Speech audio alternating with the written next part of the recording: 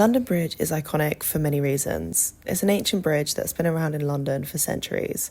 It was built first by the Romans in wood in 50 AD and then was replaced by stone in 1176. The old London Bridge was 20 feet wide and 900 feet long and included a wooden drawbridge in the middle of the river to help with river traffic and to stop invaders.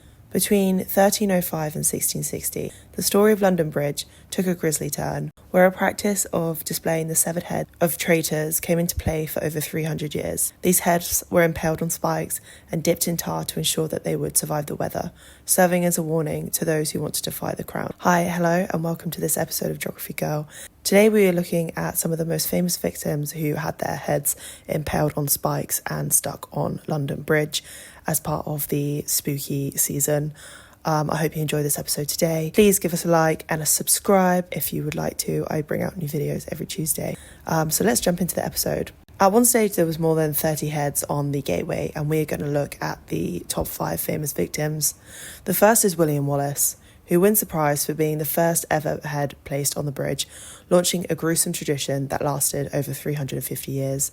Wallace is one of Scotland's greatest heroes and is the chief inspiration for the Scottish resistance to England's King Edward I. In 1296, King Edward of England deposed and imprisoned the Scottish king, John de Balliol, and declared himself ruler of Scotland.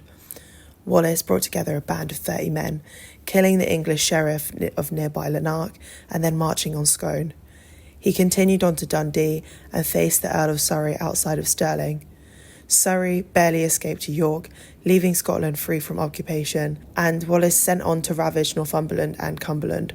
On his return to Scotland, Wallace was knighted, however, later faced King Edward, who drove him back up north. By 1305, some 8 years after this all began, Wallace was arrested near Glasgow. He was sent to London and was conveyed to Westminster Hall, where he was indicted and condemned to death. There was no trial because he was declared a traitor to the king. Wallace emphatically denied this charge, and he had never sworn allegiance to Edward. That same day, he was hung, disemboweled, and finally beheaded and quartered in Smithfield. His head was set on London Bridge, and his limbs were exposed at Newcastle, Berwick, Stirling, and Perth. Hope was not lost, however. In 1306, Robert the Bruce raised the rebellion that eventually won independence for Scotland.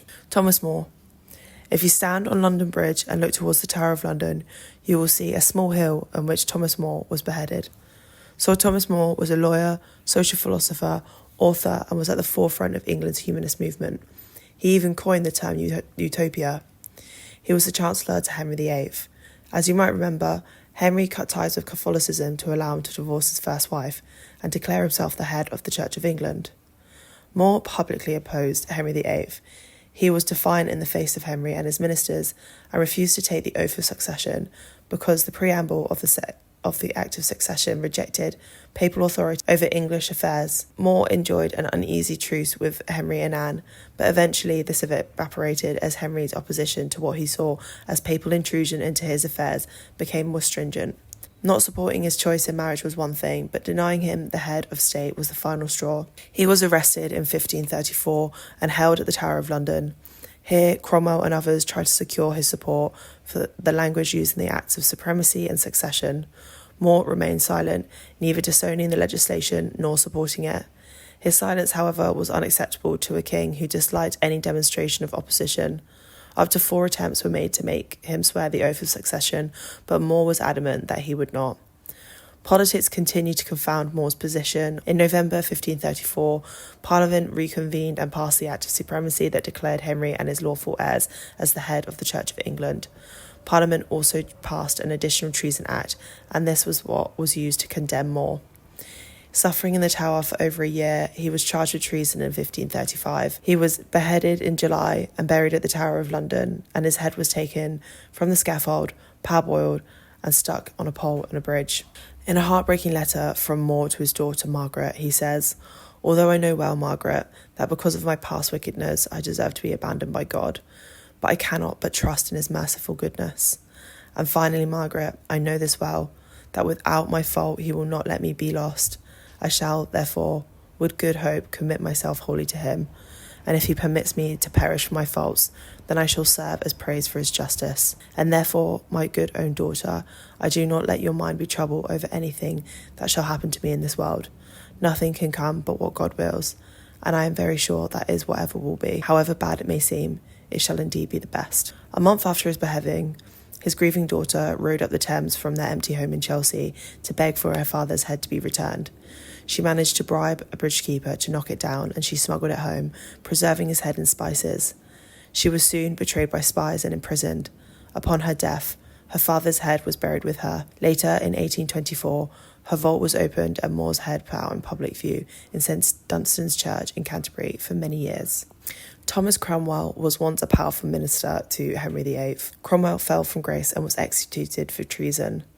Cromwell had selected the perfect queen, Anna of Cleves, a beautiful, well-connected duchess whose brother, Duke of Wilhelm, and his sister, Electress Silabella of Saxony, had powerful allies and an army on their side. But when Duke Wilhelm threatened war with Emperor Charles over the Duchy of Guelders, whilst Anna was travelling to her marriage in England, suddenly the Duchess, who promised powerful allies, now also tied King Henry to enter a war he could not win and would not benefit from at all.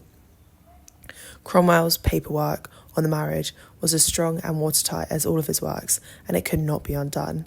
Henry wed a woman who tied him to a war.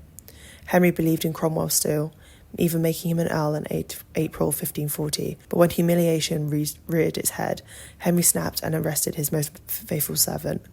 Cromwell undid the marriage contract in his room in the Tower, bolstered by fabricated affidavits, talking of Anna being so ugly that Henry couldn't even consummate. Written at the Tower this Wednesday, the last of June, with a heavy heart and trembling hand, of your Highness's most heavy and most miserable prisoner and poor slave, most gracious prince, I cry for mercy, mercy, mercy. It took 3 blows of the axe by the ragged and butcherly executioner to sever his head. Guy Fawkes. Most of us have heard of Guy Fawkes. Following a failed gunpowder plot to blow up Parliament, a judge ordered Fawkes and his comrades to be hanged, dismembered, genitals mutilated, and remains scattered throughout the kingdom. Following 3 days of torture, Fawkes marched to the gibbet. Whilst ascending the scaffold, he turned from his would-be executioner and leapt, breaking his own neck with his fall. His sentence was complete after being drawn and quartered. His decapitated head was spiked on Traitor's Gate at London Bridge.